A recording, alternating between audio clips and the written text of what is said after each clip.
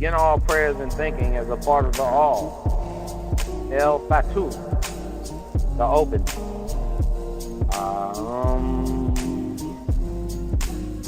Atum.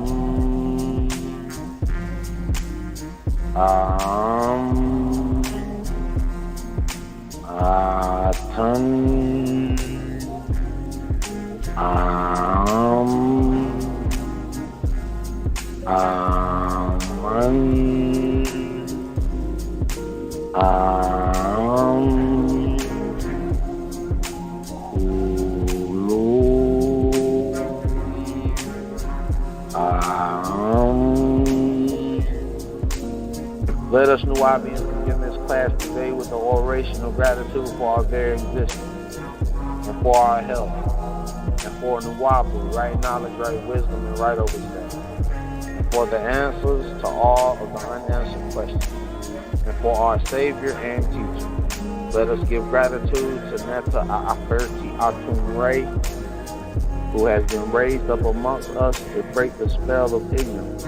Let us thank the four elements of which we are the fifth. Let us thank the first element, the Neto. Let us thank the second element, the Anunnaki. Let us thank the third element, the Nomos. Let us thank the fourth element, the Il. We give thanks, we give praise, we give gratitude for this great day and time that we live in. We give thanks, we give praise, and we give gratitude for the great and holy city, Tamaray, Atlantis, rising in the west. All gratitude and all praise and all thanks we give as a part of all. The all is I am.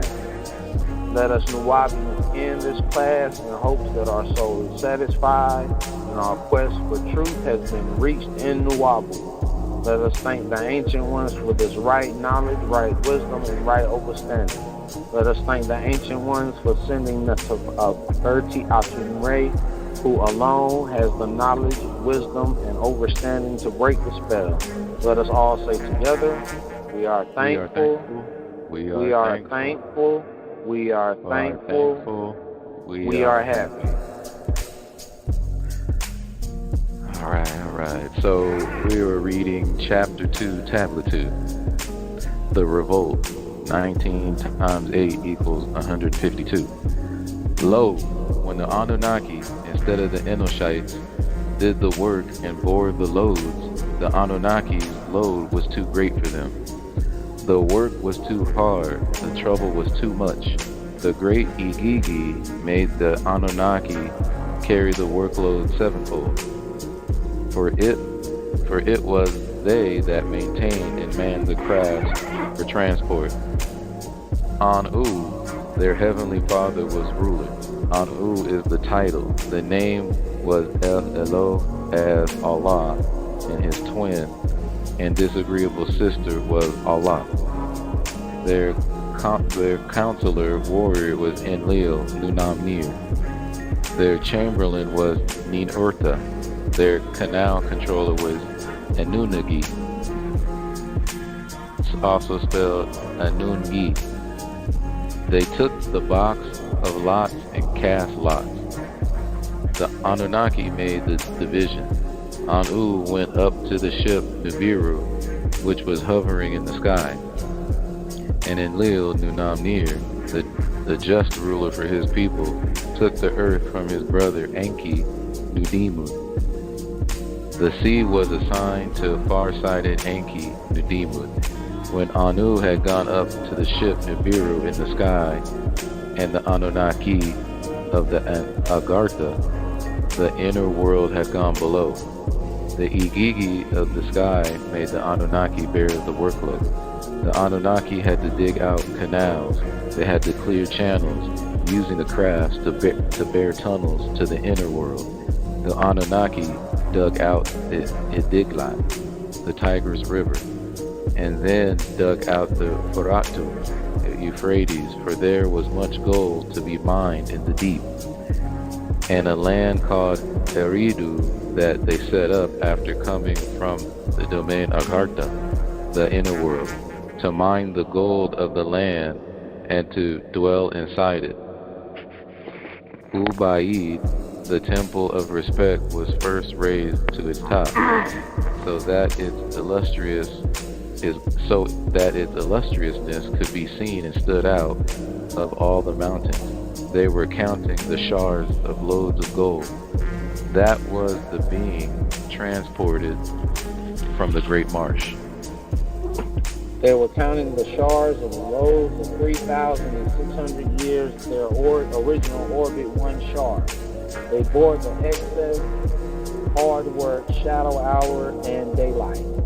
They groaned and blamed each other, grumbled over the masses of excavated soil.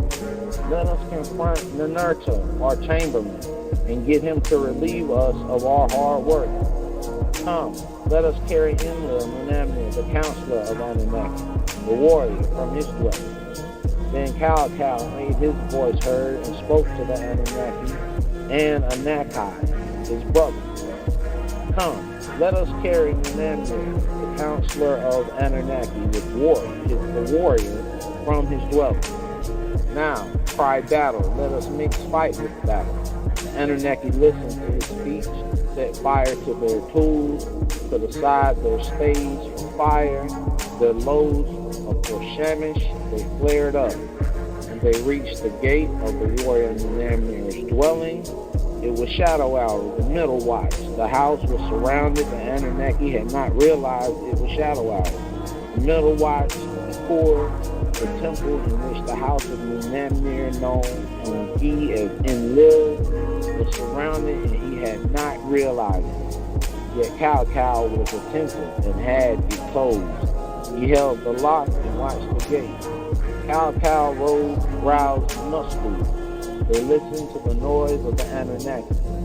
Then Nusku roused his master and summoned him to get out of bed. My sultan, master, your house is surrounded. A rebel is running around your door. Nuwaubian had weapons brought to his dwelling.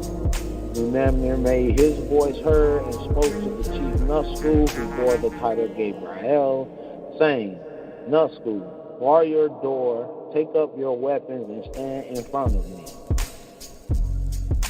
Nusku barred his door, took up his weapons, and stood in front of Nuwaubian. Nusku made his voice heard and spoke to the warrior Nuwaubian. O Nuwaubian, my ruler, your face is frowning like you have tasted of the date root of tamarisk. Why do you fear your own sons? Send for Anu to be brought down to you and have Nuwaubian fetched into your presence. Enlil sent for Anu to be brought down to him. Enki was fetched into his presence. Anu, ruler of the sky, was present.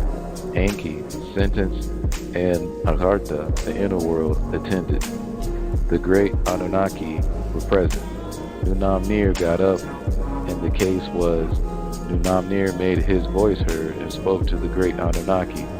Is it against me that they have risen? Shall I do battle with them all? What did I see with my own eyes? A rebel was running around my door. Anu made his voice heard and spoke to the warrior Nuwaubian. Let Nusku go out and hear the words of the Anunnaki who have surrounded your door. A command was sent to the just Nuwaubian, who made his voice heard and spoke to the chief Nusku. Nusku, open your door, take up your weapon and stand before me. In the assembly of all the Anunnaki, bow, then stand and tell them, your father Anu, El Elo, your counselor Nuwaubian, your chamberlain Ninurta, and your canal controller Enungi have sent me to say, who is in charge of the rebel? Who is in charge of the fighting? Who declared war? Who ran to the door of Nuwaubian? Nusku opened his door, took up his weapons, went before Nuwaubian in the assembly of all the Anunnaki. He bowed, then stood and told the message. Nuwaubian said, every single one of us Anunnaki declared war. We have put a stop to the digging. The load is excessive. It is killing us. Our work is too hard, the trouble is too much, so every single one of us Anunnaki have agreed to complain to Nuwaubian. Nuwaubian took his weapons, went and returned to Nuwaubian. Nuwaubian listened to that speech. His tears flowed. Nuwaubian spoke guardedly. He addressed the warrior Enlil, O noble one. Take a decree. Show your strength while the Anunnaki are sitting before you. Call up one Anunnaki and let them cast him for destruction. El Elo, as Anu, made his voice heard and spoke to the Anunnaki, his brothers. What are we complaining of?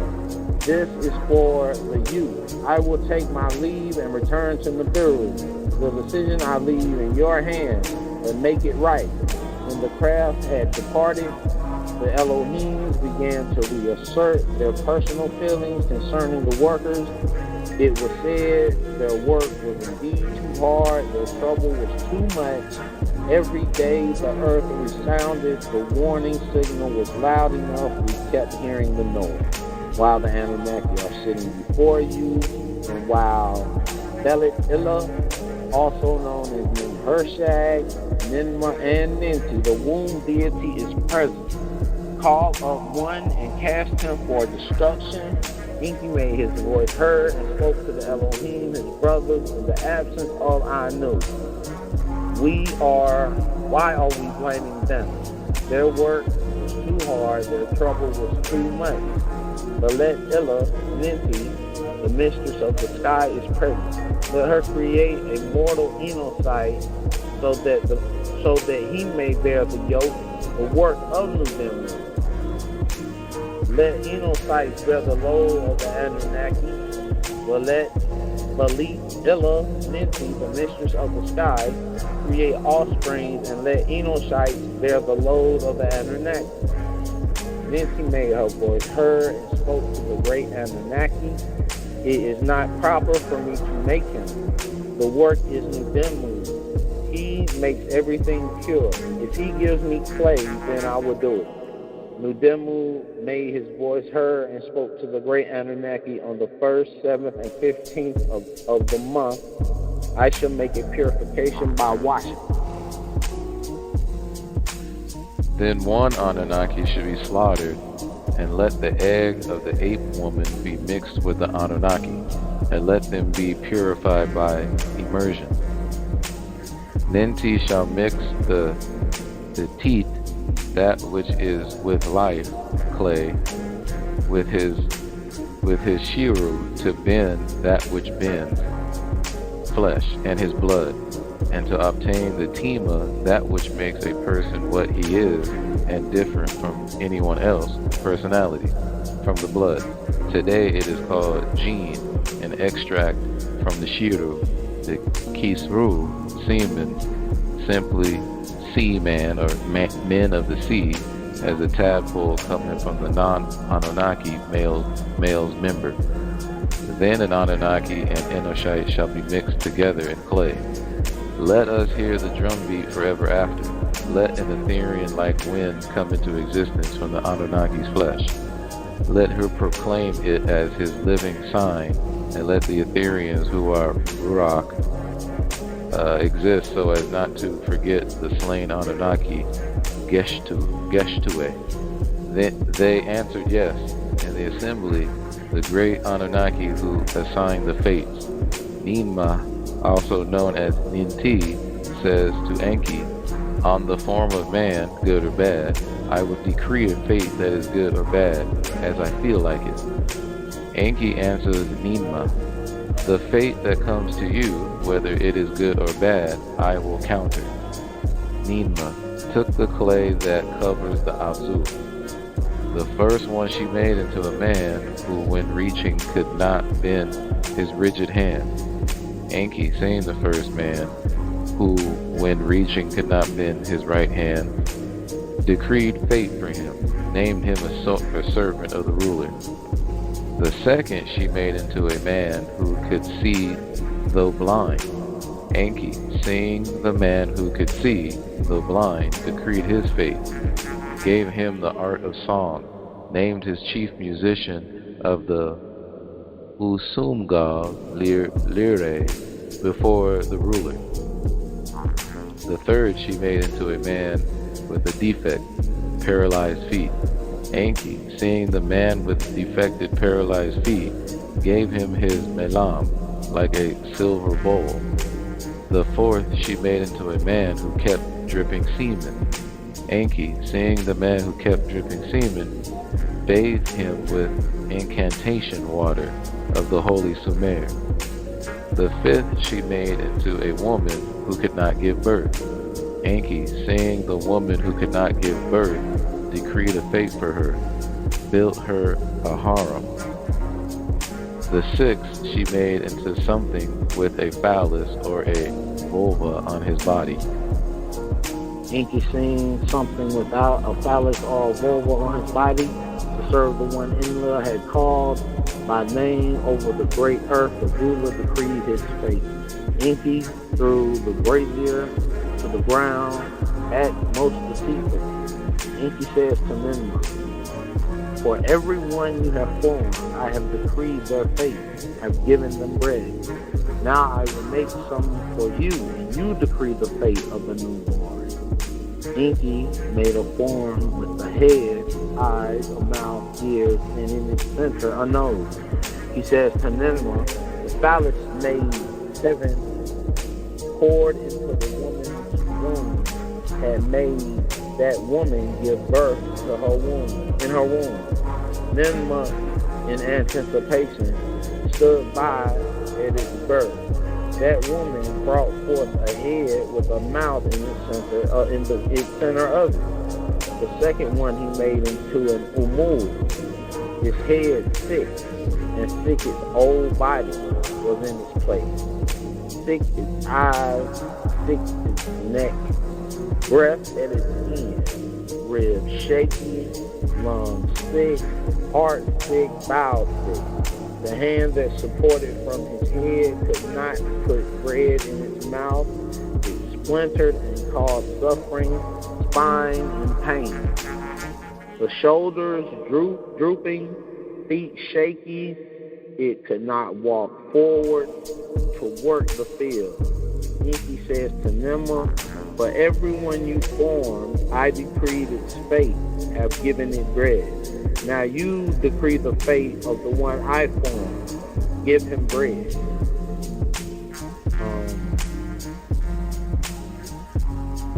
Ninmah, when she saw Umul, turned to him.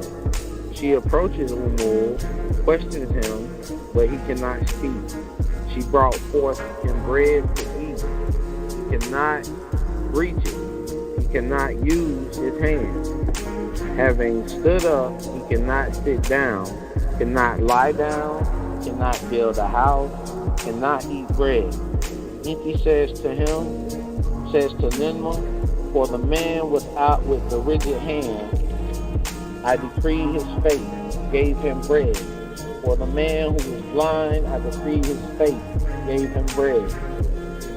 For the man with paralyzed feet, I decreed his fate, gave him bread. For the man who kept dripping semen, I decreed his fate, gave him bread. For the woman who could not give birth, I decreed her fate, gave her bread. For the one without phallus or vulva, I decreed the fate, gave him bread. My sister, now you decreed the fate of Umul, give him bread. Ninmah it denigrates Enki as one who has paid no heed to what happens in the land, and accuses him of not coming to her aid, and of even betraying her when, at the command of Enlil, her city was attacked, her temple destroyed, her son carried off into captivity, so that she fled Enlil's Achor and became a refugee. See, you did not dwell in the heavens. You did not dwell on earth. You did not bring your lifted face to the land. Your word was not heard in the house built for me. You did not live on the earth. You betrayed me in the city built for me. My city attacked, my house destroyed, my son taken captive. And here I am a refugee, one who fled the Echor. And now I have not freed myself from your hand.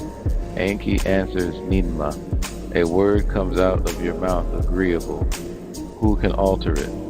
Umul, the crippled old creature of creation, take him off your lap. All has surely looked with favor upon your work. He has given by you me an imperfect hand who can oppose him. Take my hand for worthless is its use. Take back this hand, put your hand on its mouth. Now, may my phallus be acclaimed, may it become a wisdom endowed. May the Inkum and the Ninkum exalt thee forever. O my sister, do you extol my heroic strength? Do you utter songs for me? The deities who hear them will rejoice. The Umul, let him build my house. O Father, sweet is your praise. On the 1st, 7th, and 15th of the month, he made a purification by washing. Jestu and Anunnaki, who had intelligence, they slaughtered in their assembly.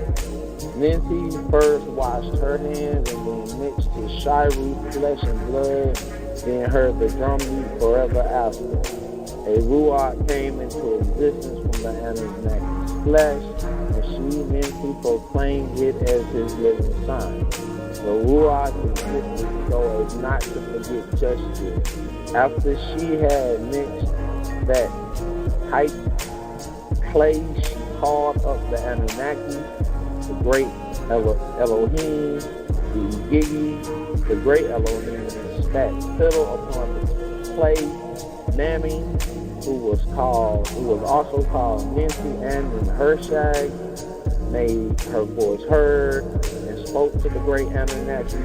I have carried out perfectly the work that you ordered for me. You have slaughtered an Anunnaki together with his intelligence. I have relieved you of your hard work. I have imposed your load on humans. You have bestowed noise on humans. I have undone the fetter and granted freedom. They listened to the speech of hers and were freed from anxiety and kissed her feet. We used to call you Mami, but now your name shall be Mistress of all Anunnaki, the giver of Nekish. All right. Are we going to end it there? Yeah, we're going to end it. All right. Then let me close the class formally. All right, Amun. We are pleased. We are satisfied to have finally found our way home to the facts beyond any doubt, to the living truth, to living guidance, to spiritual perfection. To spiritual protection, to my true family, to my true friends. We thank you again for this great class and this great work.